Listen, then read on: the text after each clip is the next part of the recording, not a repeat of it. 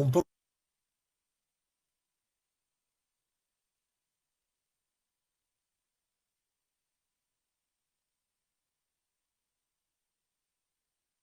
de todo lo que tiene que ver con el tema de salud. Hola Fabio, ¿cómo estás? Hola, ¿cómo andás? Muy Pude, bien, ¿cómo? Viste que no es tan difícil. Aparte que estamos en la misma, digo, 50. pude. Bueno, ¿cómo les presento? Él es Fabio Núñez, como recién lo estaba anunciando, magíster en Derechos Humanos. También un militante fuerte, de esos que necesita el mundo en cuanto a lo que tiene que ver justamente con derechos humanos y con el tema de salud.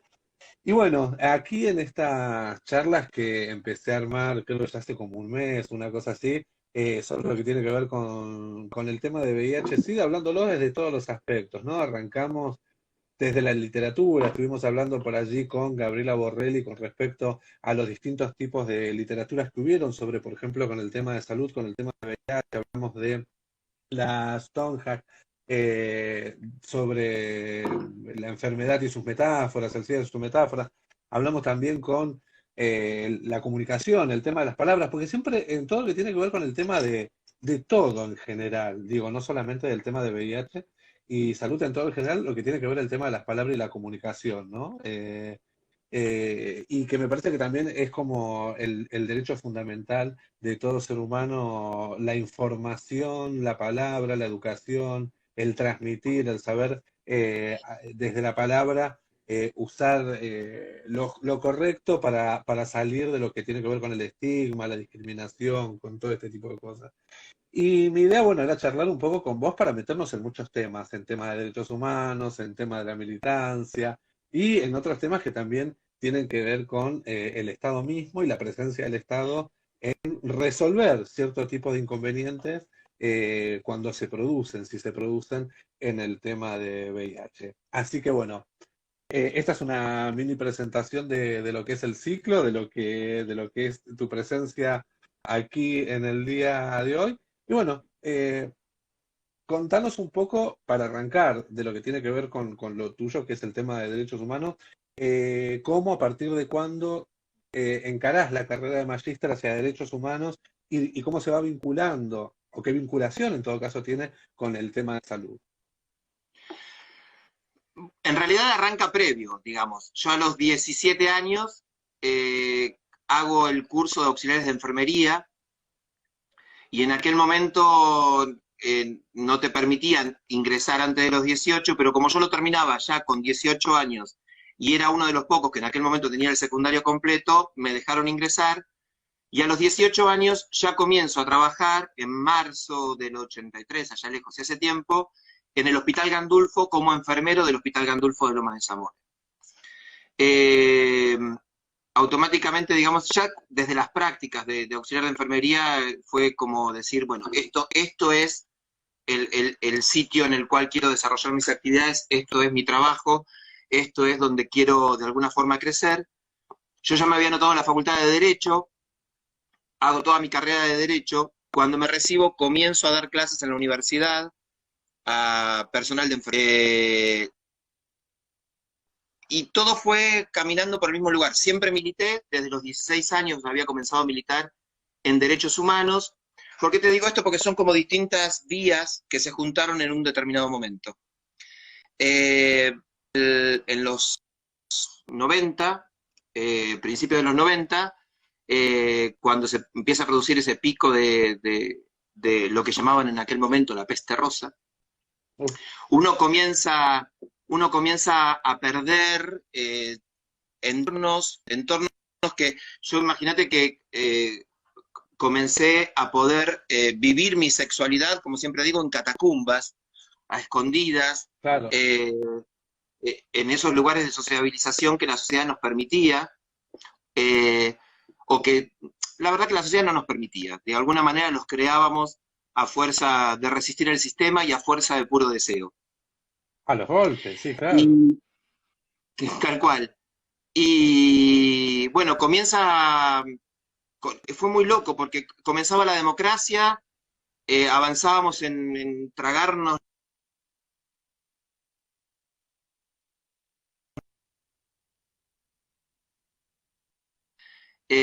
Acordate lo que era Mar del Plata en esos años, en los 80 y pico, Uf, 86 y todo lo demás, que era un fuego que estaba muy bueno.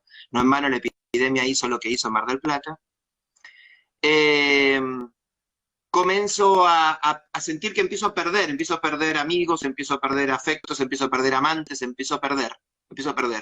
Y nadie te explicaba qué era lo que pasaba hasta que empezó a aparecer la explicación. Y todo eso desembocó en que en el 94, cuando la verdad que entre el 93 y el 94 me tocó despedir mucha gente muy cercana, muy querida, que era parte de mi historia y de mi construcción como sujeto. Y en una de esas despedí a alguien que había sido mi novio en los 86, por ahí, que creo que fue en el año 94, es 94 o 95 seguro. Y en la despedida a él, yo había estado acompañándolo en el hospital y demás.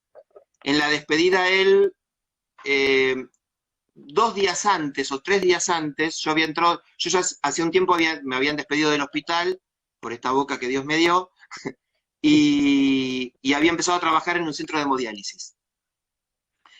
Y había salido la ley, y entonces cada 6 meses en los centros de hemodiálisis, por el contacto permanente con sangre y demás, nos hacían los testeos de VIH y de hepatitis B. Nunca me voy a olvidar ese momento porque cuando me lo fueron a hacer yo dije que no quería. Mirá, yo, o sea, Fabio Núñez, en aquel momento dijo que no quería hacérselo. bueno, también Y había tenía todo una un explicación, peso, claro. claro, tenía una explicación. Cuando descubrimos de qué se trataba, cuando te enterabas de alguien, al poco tiempo lo despedías. Y yo dije, yo me voy a ir, pero me voy a ir como tengo que irme, peleando hasta el último momento, no quiero enterarme. Bueno, toda una lucha, hasta que me lo tuve que hacer porque si no perdía el trabajo. Me lo hice, me da negativo. Te juro que fue un impacto. Yo hasta, después enterramos a Marcelo, 6 meses después pude llorar en el segundo negativo. Porque no lo dejé que estaba mal. O sea, para mí estaba mal. Si yo estaba despidiendo a Marcelo y ya había despedido tantos afectos con quienes había tenido relaciones, amantes, novios y demás, era como, bueno, yo no podía porque aparte los 80 no era momento de cuidarse, los 80 era el momento de tragarse todo lo que había y todas las libertades juntas. Y en el velatorio de Marcelo entonces dije, no puede ser. Apareció una pareja que siguen juntos hoy, 45 años después. Él trabajaba, uno de ellos, Marcelo, ay, no me sale el nombre ahora. Bueno, uno es Kelo, que es el brasileño, y el otro, que ahora no me sale el nombre, trabajó siempre en la embajada de Francia. Yo no los había visto más, y cuando me ven entrar se abrazan a mí llorando. Entonces yo los consuelo, le digo, mira, Marcelo no sufrió, si bien yo estoy muy enojado, además Marcelo no sufrió, así que quédense tranquilos, porque sabemos lo que eran en ese momento de la muerte de muchos compañeros. La de Marcelo no, la de Marcelo había sido muy tranquila, y creo que fue más por desde él que por estado general. Y me dice, no lloramos por él, lloramos por vos. Fue como, viste, como un sacudón. Entonces le digo, ¿qué me querés Claro, decir? Y me dice, pensamos que si tanta gente había muerto no podíamos creer que vos estuvieras vivo. Yo era de los que se tragaba todas las libertades que se te ocurran. Entonces, para ellos era como enterarse que yo había estado cuidándolo y que estaba bien, no lo podían creer. Y ahí hice como un clic y dije, yo milito en derechos humanos, yo militaba con las madres de Plaza de Mayo, que siguen siendo mis madres, digamos. Eh, y pensé, digo, por algo es que no fue. Digo, esto debe ser para algo, tiene que servir para algo. Yo ya me estaba por recibir y entonces decidí pasar toda mi militancia de derechos humanos al frente del derecho humano a la salud y fundamentalmente fui uno de los primeros abogados que atendimos a las víctimas. Y digo a las víctimas porque yo recuerdo casos tremendos, casos de parejas de 30 años.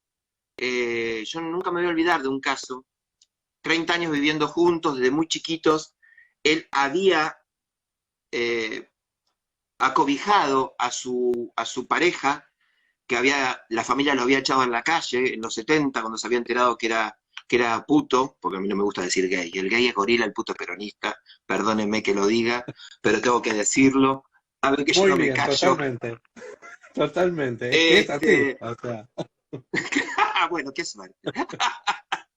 Este, y lo atendí a él, me acuerdo que cuando vino del velatorio y del entierro de su compañero de vida, estaba la familia de la bestia, de esas bestias, de esa familia de discriminadores, y se estaban llevando todo, porque todo estaba en nombre del muerto. O me tocó atender antes de que salieran las obras, la ley de obras sociales que obligara a atender a las obras sociales o a las empresas de medicina prepaga, tener que recomendarles cómo hacer amparos y tratar de recomendar cómo hacerlo a través de tribunales para que no fuera tampoco un negocio de los abogados hacer el amparo al que estaba desesperado porque se iba a morir, sino... claro. Entonces, bueno, nada, encontrar esos caminos, bueno, toda esa militancia. Y en los 96, con dos seres que amo, con Graciela Laplacet y con Romelia Sotelo, armamos una ONG y comenzamos a trabajar en prevención del VIH con mujeres trans en la zona, en el corredor de prostitución de la zona de Varela, Quilmes, Berazategui, la zona de Camino General Belgrano y demás. Bueno, y ahí fue caminando, fue caminando. Después decidí hacer el magíster en Derechos Humanos, en la maestría. Después hice la carrera docente y bueno, nada, y hasta que pensé que había que crear un área en el Estado Nacional que representara el enfoque de derechos humanos, que trajera un poco las dos cosas, ¿no? O sea, qué es el enfoque de derechos humanos aplicado a la gestión pública y saber y representar de alguna forma el dolor o la despedida de tanta gente y lo que había significado para tanta gente llegar hasta ese lugar. Y así fue que Falistoco en el 2013 me convocó y lo pude armar. Claro, bueno, Carlos Faristoco, uno de los directores, alguien que ocupó el El cargo ex en la director nacional. dirección, era director nacional de la Dirección Nacional del VIH, que ahora Él es fue, la Dirección Nacional en respuesta. él fue director durante varios años, no me acuerdo bien, yo empecé en el 2013 ahí, en el 2000, fines del 2015 con el cambio de gobierno, él sigue y estableció dos parámetros muy claros para continuar en la gestión, comienzo del gobierno macrista, que fueron que no tocaran a su personal y que le garantizaran que iban a estar todas las compras y que no iba a haber faltantes como veníamos en los últimos, sobre todo en los últimos 2 años y medio, de mediados de 2013, 14 y 15, que la verdad que fueron como 2 años de oro en cuanto a la respuesta.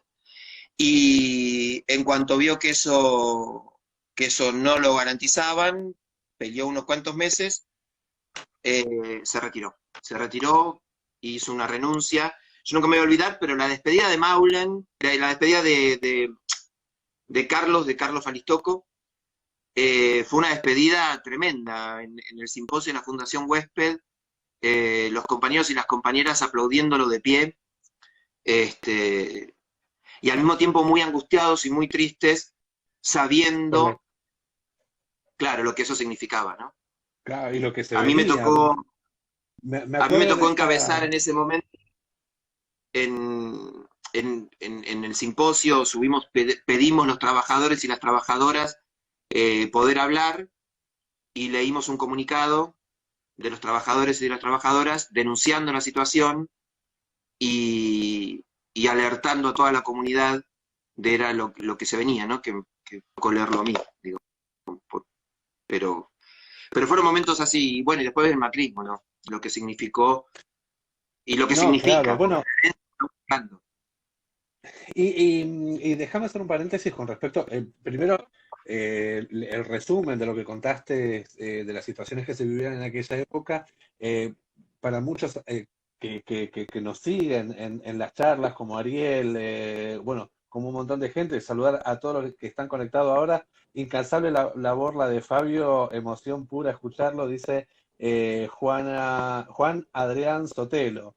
Después, bueno, están los chicos de Juanete, Positivo La Matanza. Juanete es otro imprescindible de ese equipo de trabajo. Sí, bueno, ahí también nos están saludando, bueno, Ernesto Lorda, que a quien le tengo que agradecer lo que es el tema de los diseños gráficos, Vivi Romero que nos está escuchando desde Corrientes, Valeria Infante, Paola Vilches, Miguel Sbo desde el Chaco también, están aplaudiendo, todo esto por Facebook, porque te comento que estoy transmitiendo en directo de acá, de Instagram, también en Facebook, así también lo está viendo la gente de Facebook y nos dicen, bueno, aplauden la distinción, la diferencia, ¿no? En cuanto a lo que tiene que ver hacer puto, Hacer hacer gay. gay. Así no, pobre, No, pobre pobre Alfonsín. Alfonsín.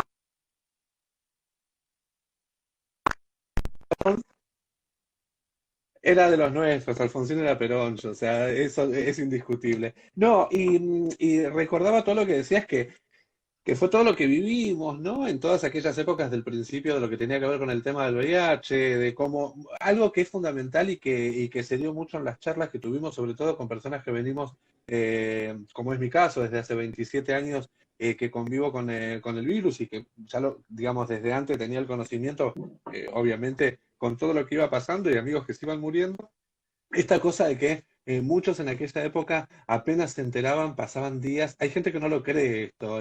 Porque yo comentaba de que había conocido personas que por ahí las veía un fin de semana y 2 fines de semana después me enteraba de que habían tenido el resultado y a las 2 semanas se morían, ¿no? Era como terrible lo que sucedía esto. Y sin Era, embargo, como las...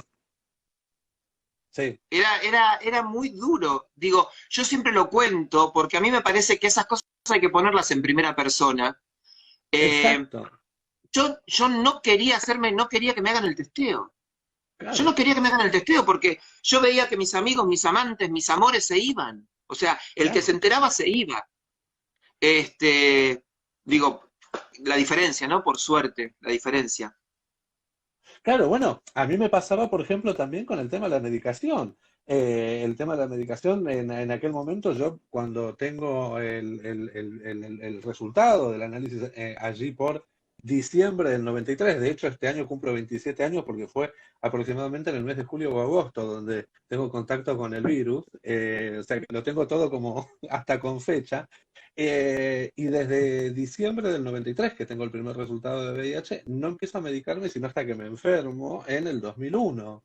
Lindo momento como para empezar a tomar medicación por otro lado. O sea, bueno, de hecho, se sabe que me fui del país por esto, pero digo, y no tomaba medicación justamente por ese miedo, ¿no? Cómo todo fue cambiando a tener hoy la tranquilidad, primero, por un lado, por la parte médica. La ciencia ha hecho pasos agigantados en lo que tiene que ver con el tema de la salud y que tiene que ver también con el apoyo, por un lado, porque hubo mucho apoyo por parte de la sociedad civil y también hubo mucha presión por parte de la sociedad civil, ¿no? O sea, hubo No, un... a ver, yo te diría más.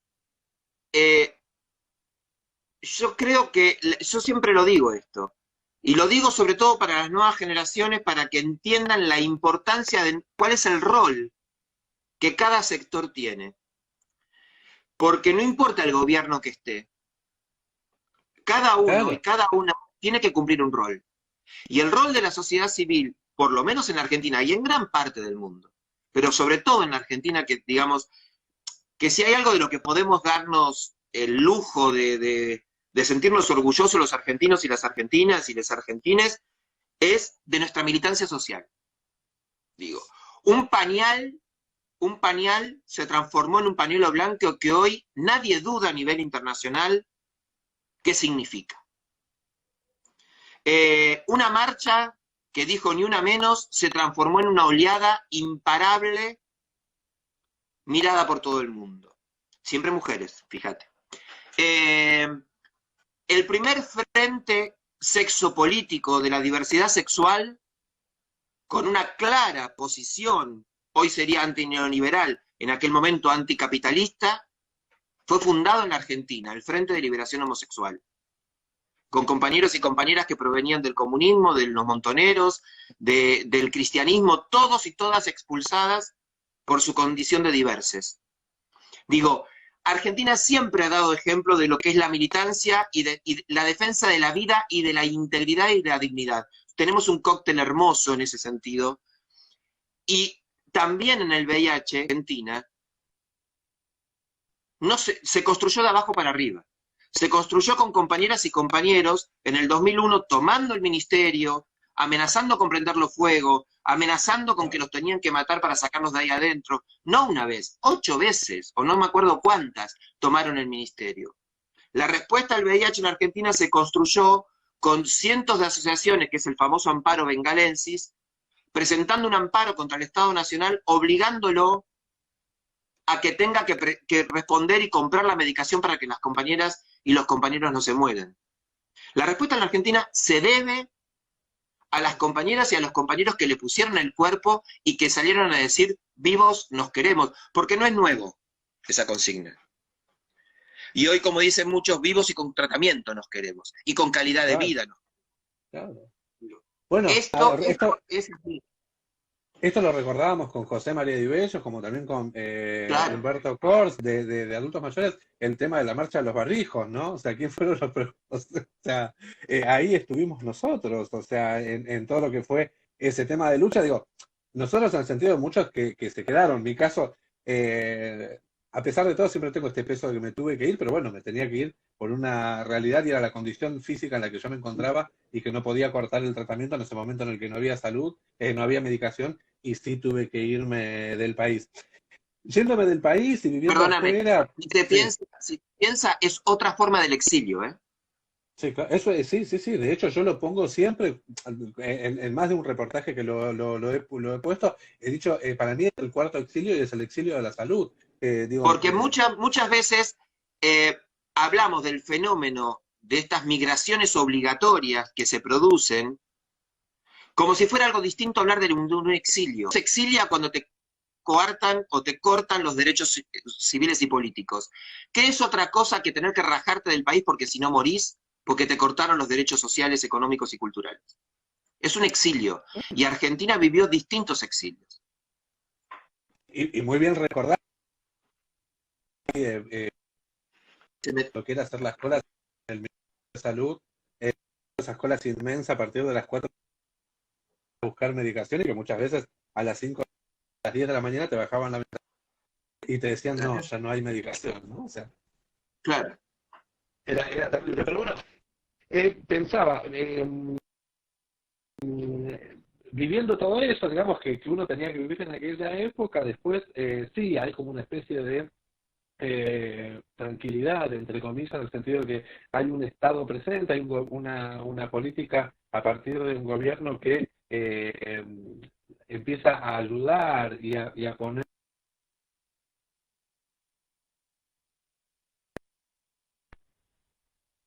Yo te escucho perfecto, te escucho perfecto. Ah, perfecto, perfecto. ¿Sí? Lo que pasa es que no te puedo escuchar bien. A ver, ahora me estás escuchando mejor. Decía, ahí me estaban diciendo que se cortaba así. Lo voy a sacar.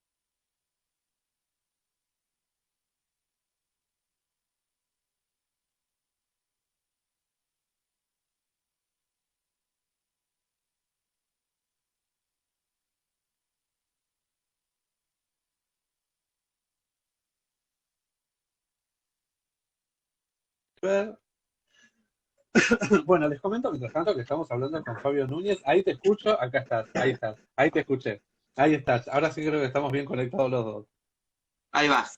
Se había congelado un momento la imagen. No, y así, digamos, para no hacer tanta introducción con respecto a esto, hubo un periodo, evidentemente que en Argentina pasó esto, que no hubo medicación, después un gobierno que empezó a tomar la salud como un derecho, como empezó a tomar en realidad cada parte de la sociedad, cada necesidad de la sociedad la empezó a convertir en un derecho y empezó a responder frente a eso. Hubo un periodo de gloria, digamos, que fueron el periodo kirchnerista, donde realmente en el tema de salud se fue tratado bastante bien. De hecho, los que vivíamos en Europa mirábamos casi con envidia las cosas que iban pasando, más allá de que algunas medicaciones modernas obviamente tardaban en llegar. Lo que fue sorprendente fue a partir de la creación de la Dirección Nacional de SIDA en su momento, bueno, hoy Dirección Nacional en Respuesta del VIH, cómo se empieza a, a ayudar a las personas que necesitan medicación, asesoramiento, ayuda en lo que tiene que ver con el tema de VIH, tanto a nivel bueno, a nivel nacional en realidad. Y se empieza a, si una obra social no responde, responde el Estado, si una prepaga no responde, responde el Estado, si una persona está lejos por X motivo de lo que tiene que ver con el Estado estaba presente. Eh, que también era muy raro, de hecho de esto no se hablaba, quiero decir, ¿no? Por ahí lo que había pasado en el 2001, que faltaba medicación y demás, cuando el Estado empezó a responder a la sociedad dándole medicación, por ejemplo, cuando habían faltantes, este tipo de cosas no se comentaban, ¿no? Y pasó mucho. Doy fe porque me pasó a mí en el 2001, perdón, en el 2014, y me vuelve a pasar ahora que después lo charlamos. Pero bueno, y el Estado vuelve a estar presente, ¿no? A ver, primero hay que explicar, porque nosotros pensamos que los sistemas de salud son todos iguales. Yo siempre les Claro. recomiendo a todo el mundo que miren la película Psycho, la película Psycho Ah, de sí. Michael Moore, una película ya vieja, pero que es muy interesante porque Michael Moore compara 5 sistemas de salud internacionales, el inglés, el francés, el cubano, Estados Unidos, y no me acuerdo si Canadá también, y es muy interesante ver la diferencia de los sistemas de salud, lo que nosotros damos por supuesto, y Argentina tiene un sistema muy raro, porque Argentina tiene un sistema partido en 3 subsistemas. Argentina tiene el sistema público de salud, que siempre digo, yo le digo a la gente que hagan este ejercicio de imaginación, que piensen lo que debería ser con la población que tenía, que no me acuerdo, tendría que buscar las cifras, yo soy muy malo para acordarme de cifras y nombres, pero que hagan el ejercicio de imaginación. Lo que sería el sistema de hospitales públicos creados a partir de 1946, en tan solo 9 años, hasta el 55, lo poderoso que sería ese sistema, que a pesar de que de ahí para acá, hace 70 y pico de años, lo vienen bombardeando, digo, con pequeños interrupciones, como el caso de los 2 periodos kirchneristas, de tratar de rearmar el sistema y levantarlo y todo lo demás, pero lo bombardean una y otra vez y el sistema subsiste. Y es la última garantía que sabemos que todas y todos y todes tenemos. Digo, ese es el sistema público de salud creado por Carrillo, alguien a quien creo que hay que leer y releer y releer. Hace poco mi pareja, mi novio, me regaló el año pasado un libro que es sobre la guerra psicológica. Y comienza con unas clases de Carrillo para las Fuerzas Armadas en el 50. Interesantísimo.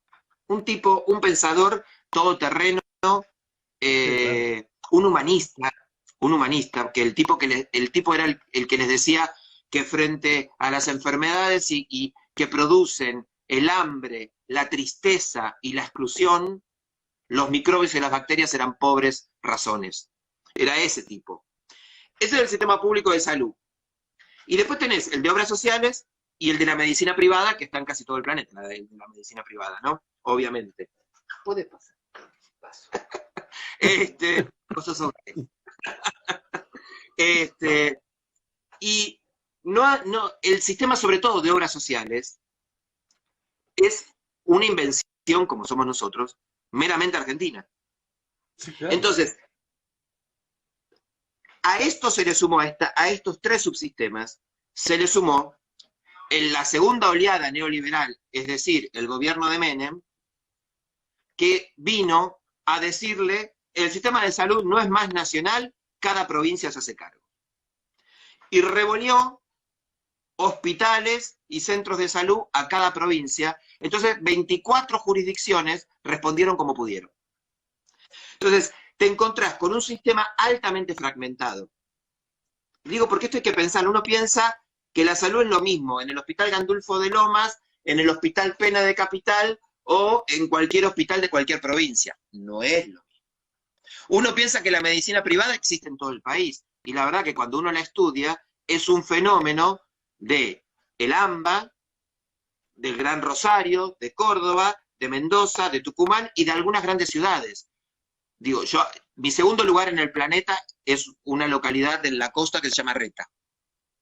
En Reta no se te ocurriría, que está muy al ladito de 3 Arroyos, una playa paradisíaca, con gente de campo, o sea, pero no de 4x4, con los laburantes del campo. Hermoso lugar. Y a nadie se le ocurriría ir a otro lugar a atenderse que el hospital público. Digo, Claro, pagarte una medicina privada sería algo como no saber en qué gastar la plata. ¿Se entiende? Entonces, digo, las realidades son muy diversas. En ese sentido, tenemos ese sistema. Ahora, la última garantía por imperativo de la Constitución Nacional es el Estado Nacional. El último garante del derecho a la salud es el Estado Nacional.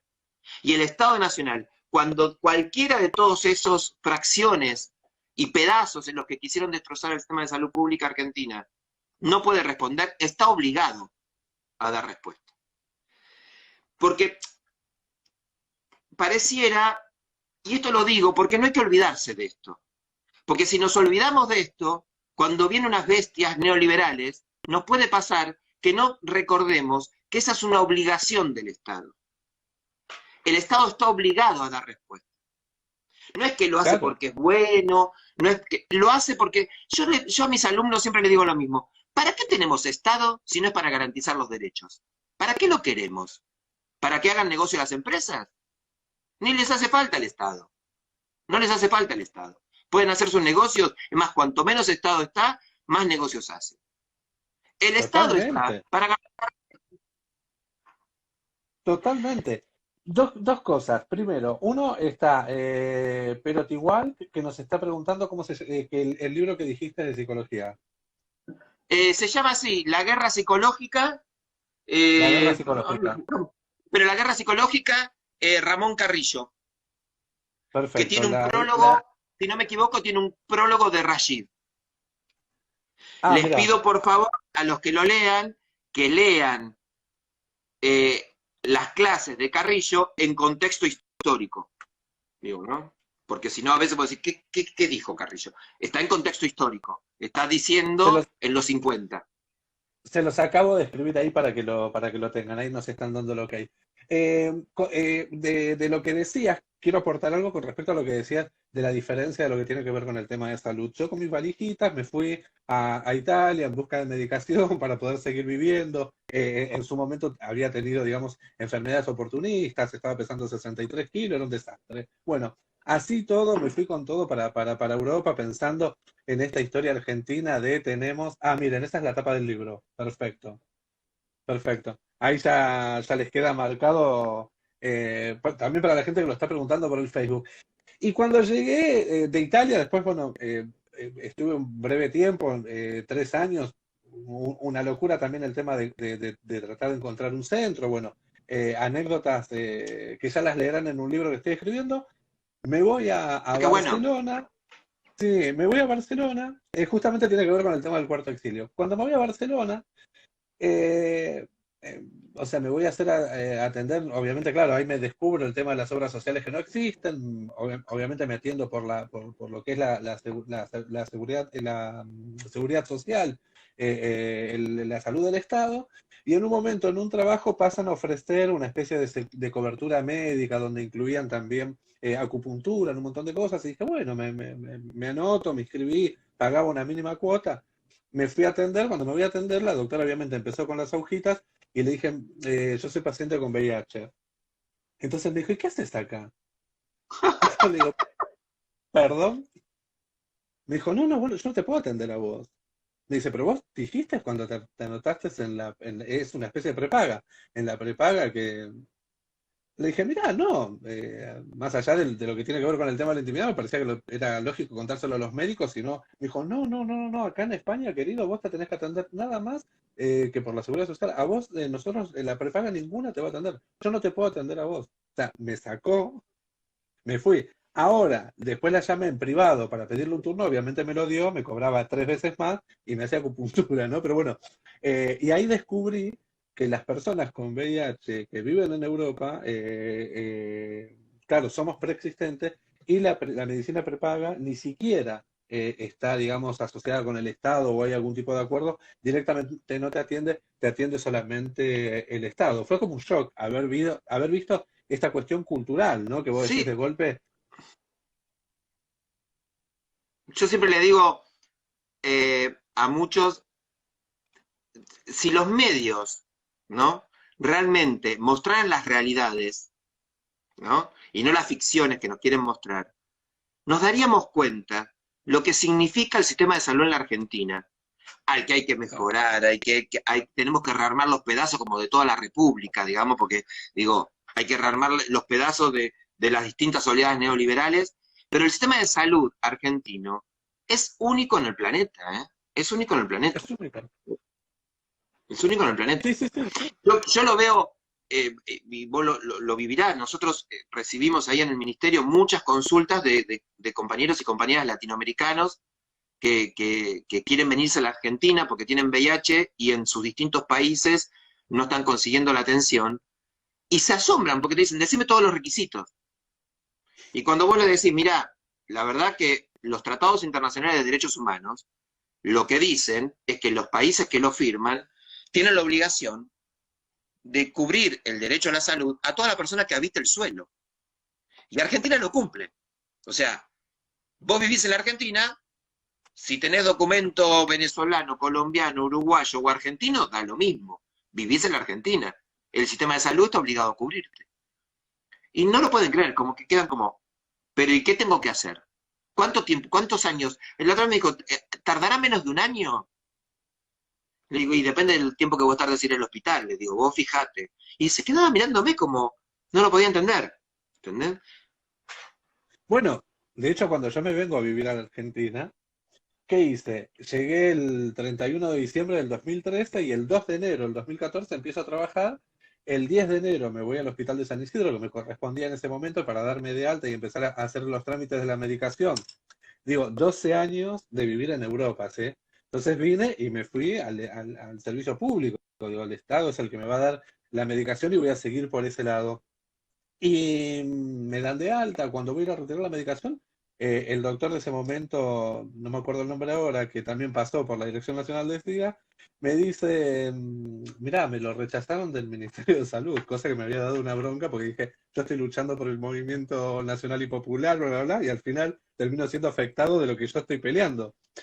Y entonces le digo, mirá, es imposible, no puede ser como puede ser que no me den la medicación.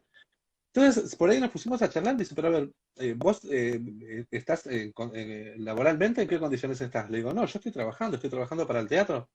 Ah, no, a vos te lo cubre la obra social.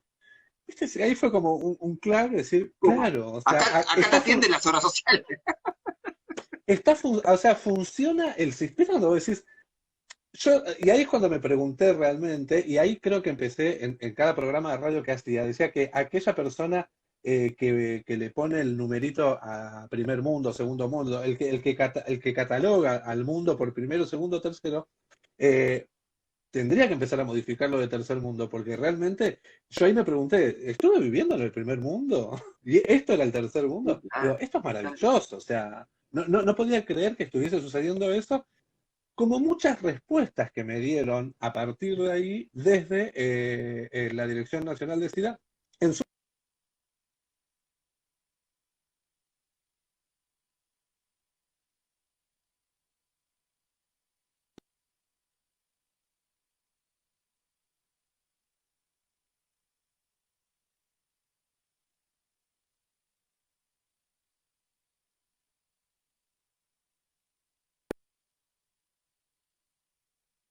Ahí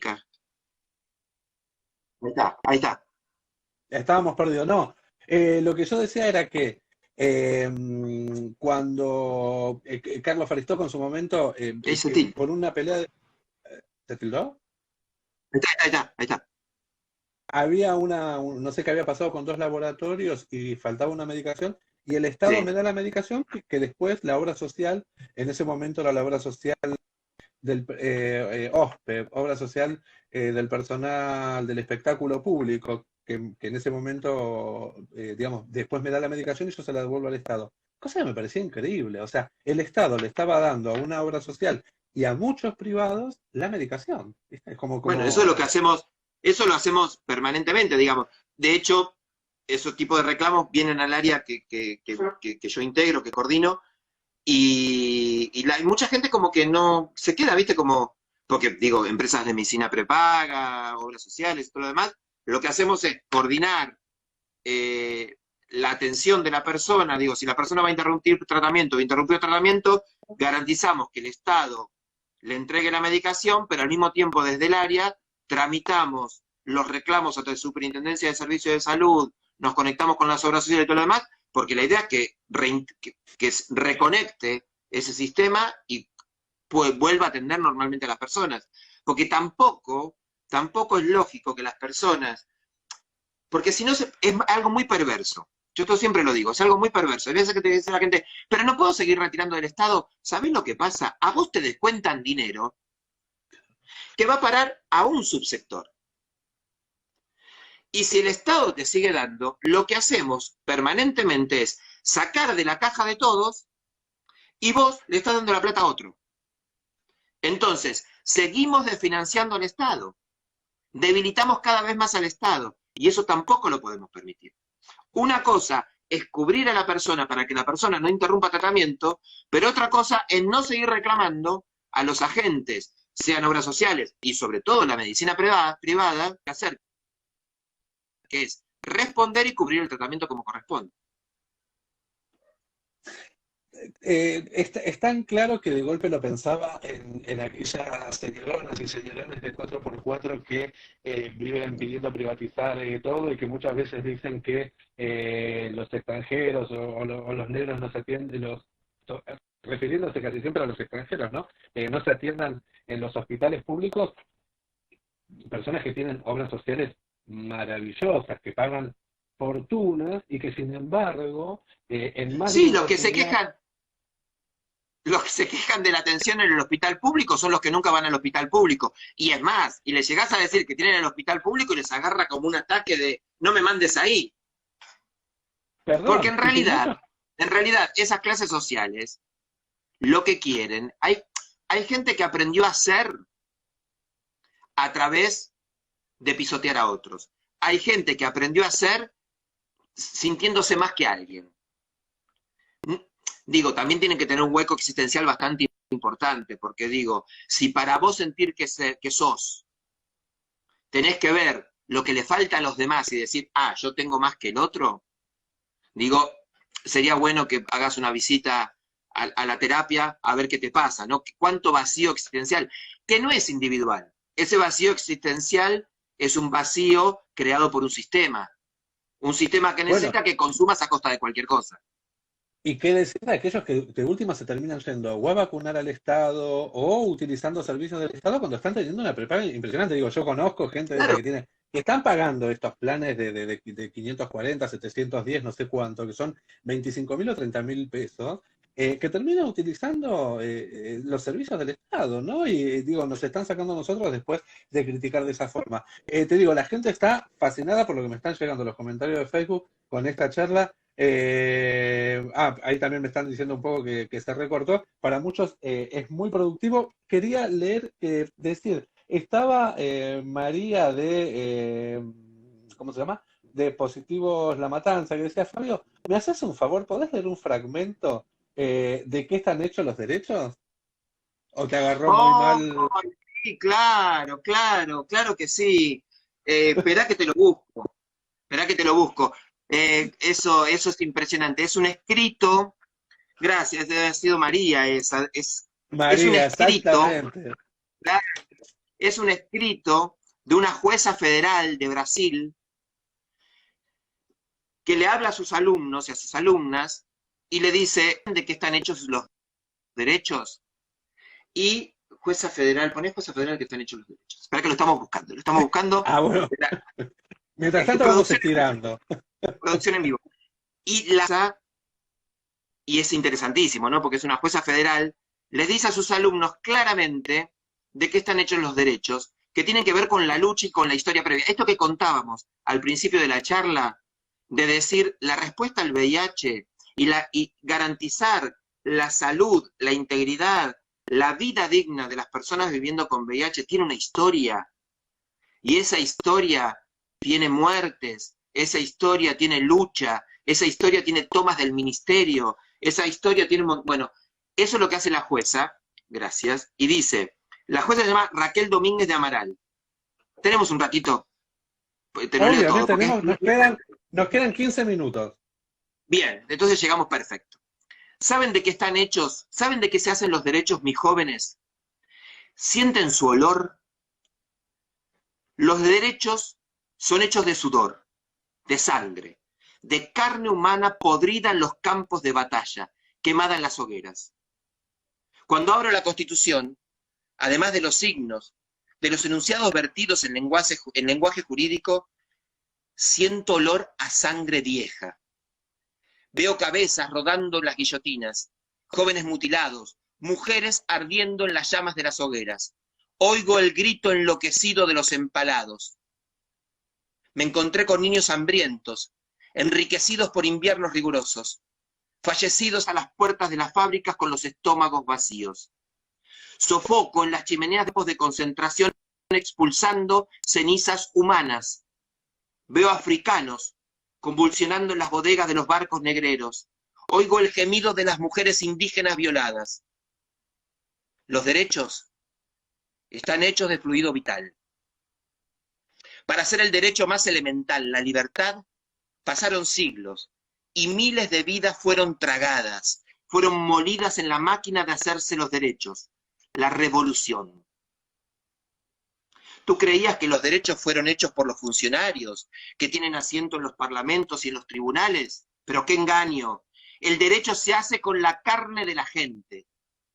Cuando se deroga un derecho, se pierden miles de vidas. Los gobernantes que usurpan derechos como buitres en derechos. Cuando se concreta un derecho, mis jóvenes, se eterniza esas miles de vidas. Concretamos derechos, damos un sentido a la tragedia humana y a nuestra propia existencia.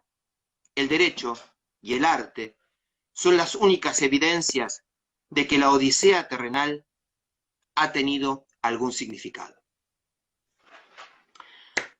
Esos son los derechos. Creo que todos están aplaudiendo. Es maravilloso, es maravilloso. Es uno de los textos más maravillosos que existen. No, es impresionante. Es impresionante porque realmente,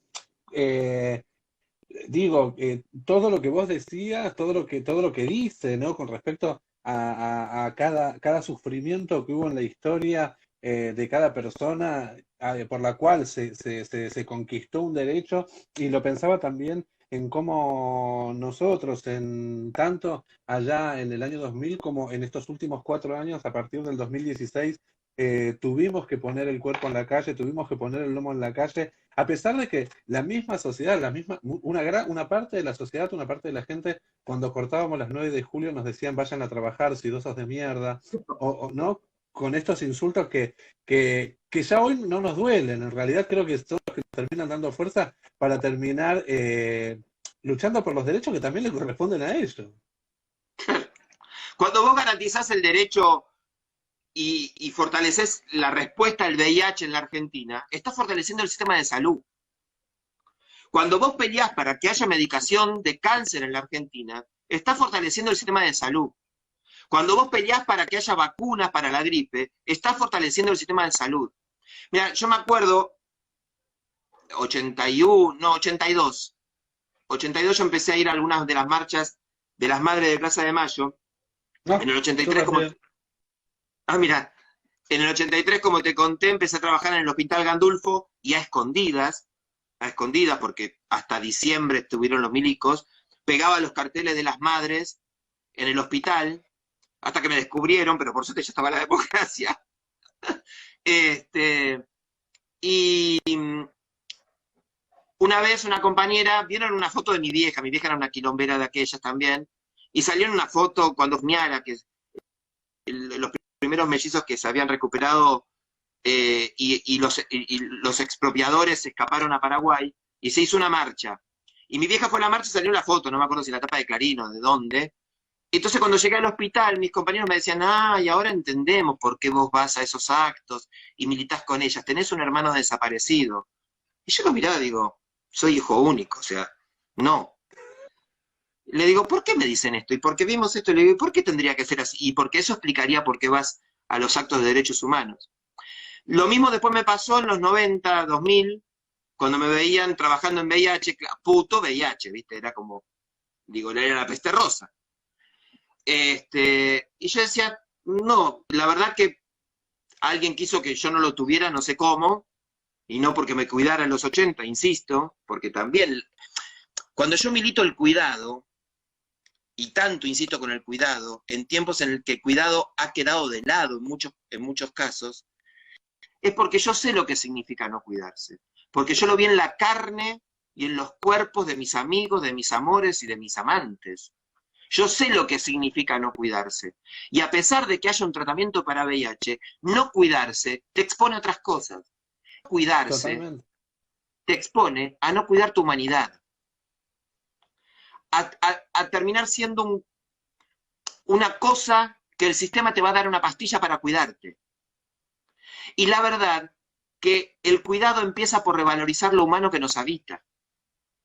Digo, y eso es verdaderamente revolucionario. Cuando yo siento que soy digno de cuidarme, entiendo por qué me cuido.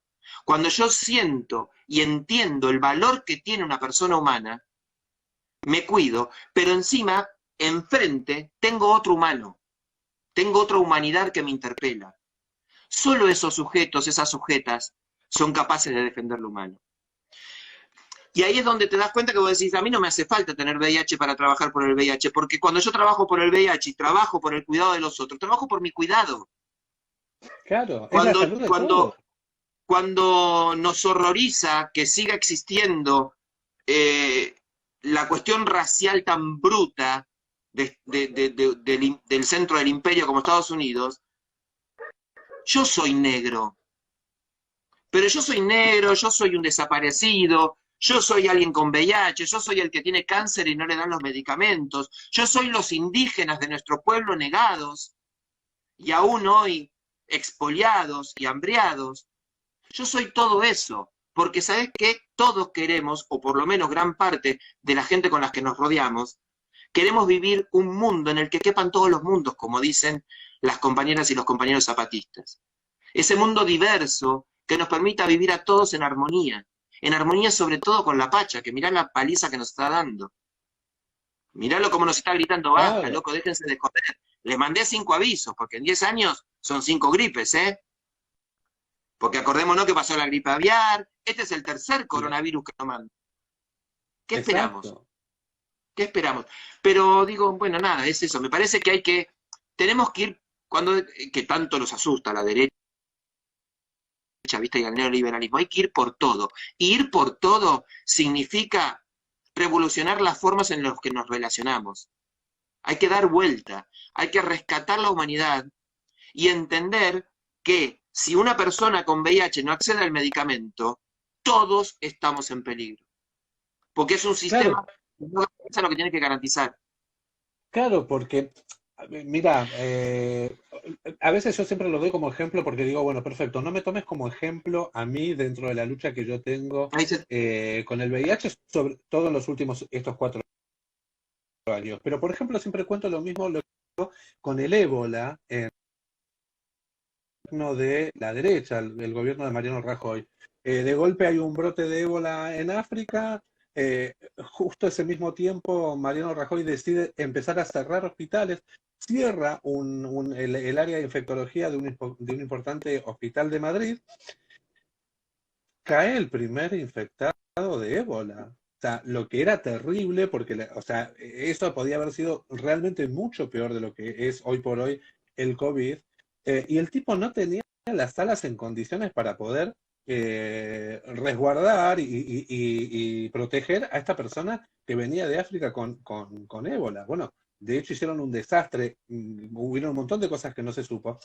Pero yo lo que voy es a eso. Si en ese momento, de hecho, obviamente esto en un hospital público, si en ese momento la medicina, porque en definitiva lo que terminaron ayudando a esta persona con ébola fueron los médicos, si no hubiese sido por la sanidad pública, hubiese sido un desastre la situación de España con respecto al ébola. Y creo que ese es el sentido de lo que tiene que ver con hacerle entender al otro, que el tema de que si tenés extranjeros viviendo en Argentina y a esos extranjeros no le tenés que dar el sistema público de salud, eh, esas personas te pueden venir con una epidemia, pongámosles COVID, y que te terminan convirtiendo en una pandemia, digo. O sea, es casi hay que lógico el tema de rescatar, decir, hay que rescatar a todo el mundo. Y digo, eh, tenemos que, yo no creo que haya que ayornarse. Yo creo que el movimiento nacional y popular tiene que crecer, tiene que ser lo suficientemente Claro, dinámico y dialécticamente político para incorporar los nuevos saberes o los viejos saberes. Y entre ellos, me parece que hay que rescatar el concepto del buen vivir de nuestros pueblos originarios. Y uno de los pilares centrales es la reciprocidad. La reciprocidad, ese concepto circular de la vida que implica que acá nadie se salva solo ni sola. Acá nadie se salva sole. Acá, y esto, y el COVID lo puso en evidencia, yo cuando veo, yo no te voy a negar que 2x3 me dan ganas hasta de salir a estornudarles y a toserles en las marchas anticuarentena, nada más que para asustarlos, nada más que para asustarlos. Pero les después pasan los el miro y digo, televisor. los miro y digo, me dan lástima, me dan lástima. Porque como te decía hace un rato, si un ser humano, si una persona siente que es en función de lo que tiene por sobre otros, y si una persona puede llegar a decir que le desea la muerte a otra, si una persona puede llegar a decir que no los atiendan, digo, qué vacía está, ¿no? Qué pobre, digo, cuánto, y después los ves, porque digo, cuando les hacen un reportaje, te das cuenta cuánto odio cargan. Digo, y la verdad que el odio, a la larga, que se te vuelve en contra. Y yo te aseguro que muchos y Totalmente. muchas y muchos de ellos lo van a pagar en salud, ¿eh? Lo van a pagar en Sí, salud. claro. Porque la verdad que con odio solo generás enfermedad. Con odio solo te vacías cada vez más de humanidad y te convertís más en sistema. Te convertís más en un robotito de la Matrix. Y eso es lo que son, Totalmente. pobre gente. Totalmente, Digo, si totalmente, hay sin algo que lugar a dudas. rescato de nuestro periodo de gobierno anterior es el amor como bandera. Digo, y yo soy profundamente vitista, digo, no lo puedo evitar, y estoy feliz de trabajar en un edificio que esté rodeado de sus caras, y ella era la que nos decía esto, digo, vos pensás que lo hablaba en los 50, cuando algunas feministas las critican, digo, a ver, hermana, hablan en los 50 y después contando, o sea, ponerlo en contexto Claro, histórico y después hablamos. Esta era la mina que se le plantaba a los poderosos, esta era la mina que nos claro. dijo algo, donde hay una necesidad, hay un derecho. Y nosotros como militantes tenemos la obligación de descubrir cada una de esas necesidades y de trabajar para garantizar los derechos, para construir un... Lo tenemos, Ahí estoy. Fabio. No podía, no, es que no, pensé que quedaban como 5 minutos. Me dio esto. ¿Me escuchó? Ah, Sí, no te te escucho. escucho. Ah, ¿vos me escuchás bien? Sí, sí, yo te escucho bien. Bueno, yo no sé si se estará escuchando a través de, porque creo que se me desconectó el auricular, por ahí se quedó sin pila. Nada. Esto era agradecerte. Me gustaría que terminaras con lo que estabas diciendo, si lo podés retomar. O ya Sí, fuimos. claro. No, porque digo, esto de, esto que decía, vino necesidad y un derecho. Y cuando los militantes tenemos, las militantes tenemos la obligación de no descansar, de no descansar. Los que estamos en el Estado tenemos la obligación de detectar cuáles son esas necesidades e insistir y hacer todo lo posible. A veces te cuesta, a veces es más, a veces es menos, pero la obligación de construir desde el Estado la respuesta necesaria. No puede haber Estado si no garantiza derechos. El Estado es para lo único que nos tiene que servir, es para garantizar derechos. Y siempre garantizar derechos significa tocar intereses. Y no hay que Claro, tener miedo de tocar intereses. Y desde la sociedad civil, desde la militancia, tenemos la obligación de esté quien esté en el gobierno, de no callarnos y de pedir lo que hay que pedir. No podemos callarnos. Nunca debemos callarnos. Al enemigo se lo enfrenta y al amigo se le pide. Pero siempre tenemos que pedir. Siempre tenemos que levantar las banderas de lo que hace falta, lo que sigue faltando. Porque no podemos descansar, no podemos vivir en un mundo que naturalice que haya pibe con hambre. No podemos vivir en un claro. mundo que naturalice que haya gente que no tenga acceso a los servicios más elementales. No podemos naturalizar eso. No podemos. Esta es la idea Y por, que te quería decir, digamos. y por sobre todas las cosas, porque hay algo fundamental, y cada una de las cosas que vos nombraste nos afecta absolutamente a todos, más allá de la bandera política, del color de piel, del estatus social. Digo, me parece que, por ejemplo, una de las cosas que vino a hacer, en este caso, el coronavirus, es justamente, en cuanto a lo que tiene que ver con el tema de salud, igualarnos absolutamente a todos. Digo, desde el que está, bueno, ya lo hemos visto, político, gente de muchísimo dinero, hasta el más pobre. ¿Viste lo que escribió la hija de un banquero de un banco importante, que no me acuerdo cuál es, el Santander o cuál, de Portugal, que escribió, No, estuvo muy bueno muy bueno en el medio del dolor. Fue abril, por ahí, cuando estaba uno de los, empezando el pico en Europa, la hija de este banquero escribe algo así, no me lo acuerdo muy bien, pero escribe algo así como diciendo, mi papá es un importante banquero, tenemos mucho dinero, el dinero se quedó aquí y él se murió. Como diciendo, todos somos iguales. Dijo algo más en el sentido de todos somos iguales, como diciendo, el dinero no le sirvió para conseguir oxígeno. Y esto es lo que hay que entender. Esto es lo que hay que entender. Yo no quiero vivir en una sociedad que naturalice que el destino es pagar el agua para tomar agua pura. No quiero vivir en esa sociedad. Y no lo voy a hacer. Hasta que me quede fuerza, voy a seguir peleando por un mundo en el cual el agua pura esté a disposición de todo el mundo. No puede, porque además, esos que creen que son felices, porque se pagan el agua importada de Francia, que encima la sacan seguramente del sur de Argentina, pero ellos la compran en Francia,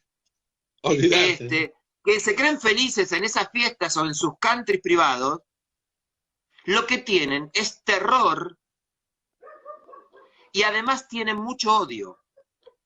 Digo, ¿quién es feliz con odio? Son parte, ¿sabes qué? Yo siempre digo, esta es una sociedad del parecer y no del ser.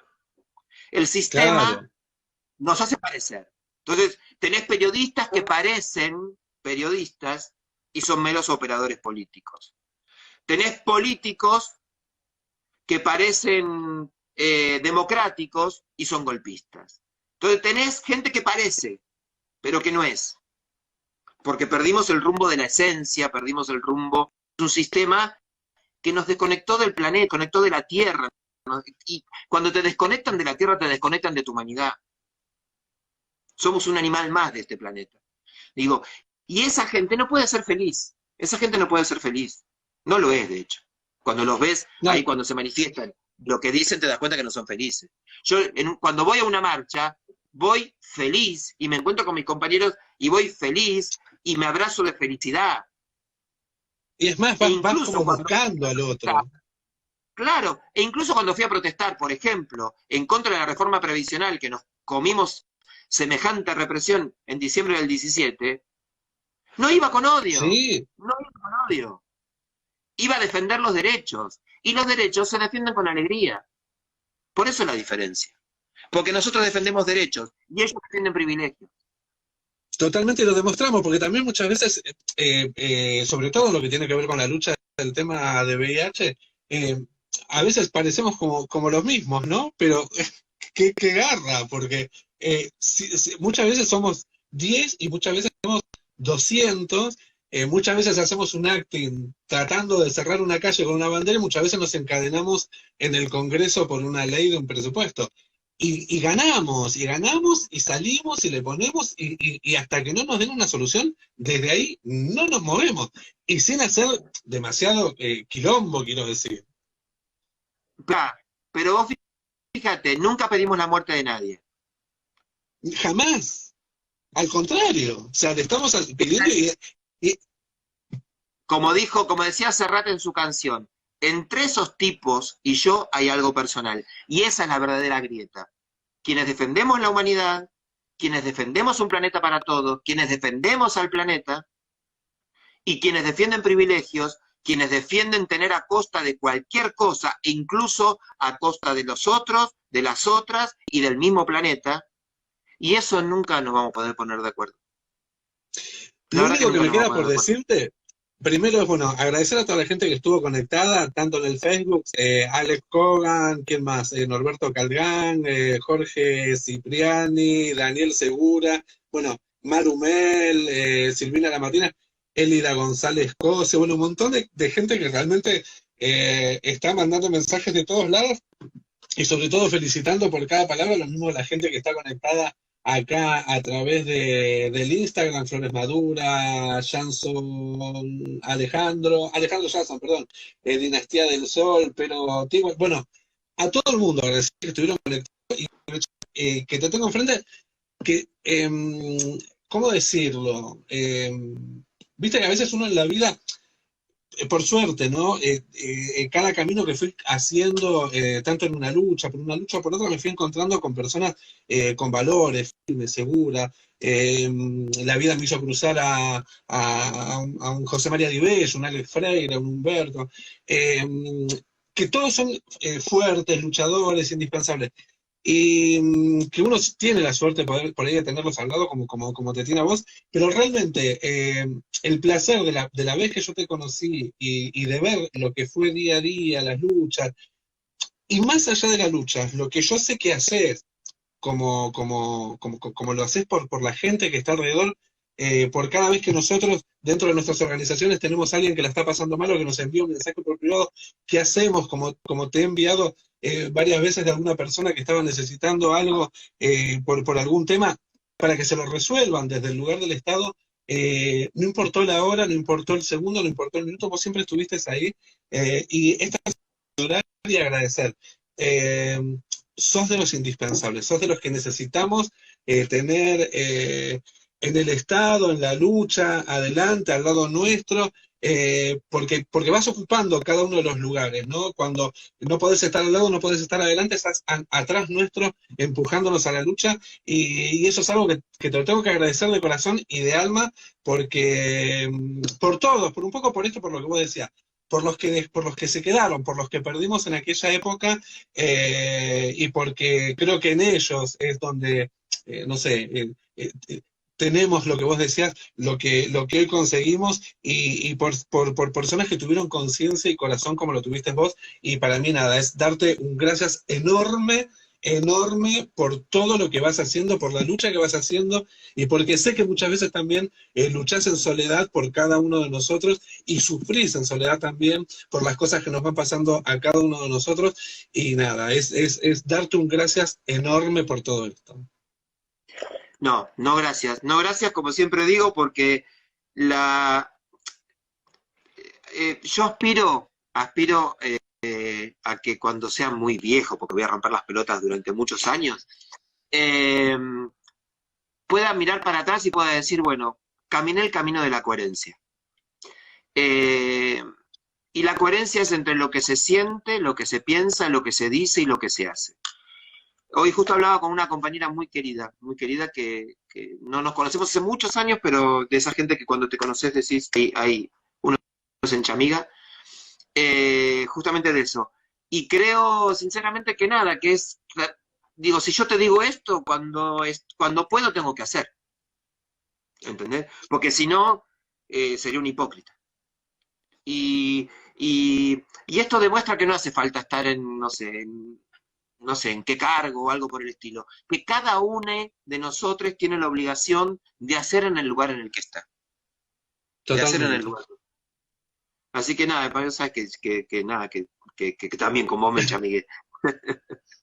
Así que gracias a No, vos. bueno, esto. Y vos sabés que mi pensamiento es el de muchos que estamos en muchas organizaciones y que estamos ahí al lado tuyo, y que sos para nosotros como esto, el lugar donde abrazarnos y aprender muchísimo. Y muchas gracias a tu equipo, sobre todo a Sole, que bueno, que es con quien estamos trabajando mucho vía email, y que tenés un equipo fantástico, y Son que es muy divinas. necesario. Soledad Sequeira, Gabriela Franco, Clarisa Lugo, Romelia Sotelo, que nos ayuda mucho. Son un equipo humano hermoso, hermoso. Muchísimas gracias. No va a ser la última vez que vamos a tener esta charla, que bueno, fue por demás interesante y sumamente emocionante. Y nada, darte las gracias y ya nos vamos a volver a comunicar para poder tener algunas charlas como esta, que me parece que son saludables, porque realmente no las hay, no hay esta cosa de hablar de lo que tiene que ver con el tema de la salud, el VIH y el SIDA. Dale. Les mando un beso. Muchísimas gracias. Bueno, y así tuvimos aquí en la charla a Fabio Núñez de Derechos Humanos. No quería, se había cortado mal el vivo anterior, por eso quería extenderlo un poquitito más, y aparte porque realmente un poco lo que dije recién, desde la emoción, bueno, una persona que valoramos mucho por la lucha y porque lo que decía, si uno está al lado, está adelante, y si no está atrás nuestro, empujándonos, y son de esas personas indispensables que necesitamos. Y sobre todo esto, para que ustedes, qué sé yo, aprendan, sientan, creo que todos vamos aprendiendo constantemente todo lo que tiene que ver con el tema de salud, nuestros derechos, nuestras necesidades, nuestras obligaciones. Después, en el video les voy a poner lo que es los números de teléfono para poder comunicarse con la Dirección en Respuesta al VIH cada vez que necesiten alguna ayuda, y obviamente a través de nuestras redes y en nuestro privado enviarnos mensajes para preguntarnos. Como muchísima gente, y esto es algo que quiero agradecer, muchísima gente me envía mensajes por privados en el Instagram, como también en mi Facebook personal, haciéndome consulta, preguntándome, muchas personas que hasta muchos, que a veces me asombra, recién están escuchando hablar de ciertas cosas que son importantes en temas de VIH, y que es fundamental que la gente lo sepa, porque no hay que tener miedo, porque se sabe que uno puede seguir adelante, ya no es nada de lo que era antes, y sobre todo en tiempos de pandemias, qué mejor que sentarnos a escuchar y aprender. Muchísimas gracias a todos, todas y todes que han estado conectados. El jueves que viene a las 19 horas nuevamente vamos a tener otro invitado, invitada, invitade, para seguir hablando de lo que tiene que ver con el tema de salud, para seguir hablando de lo que tiene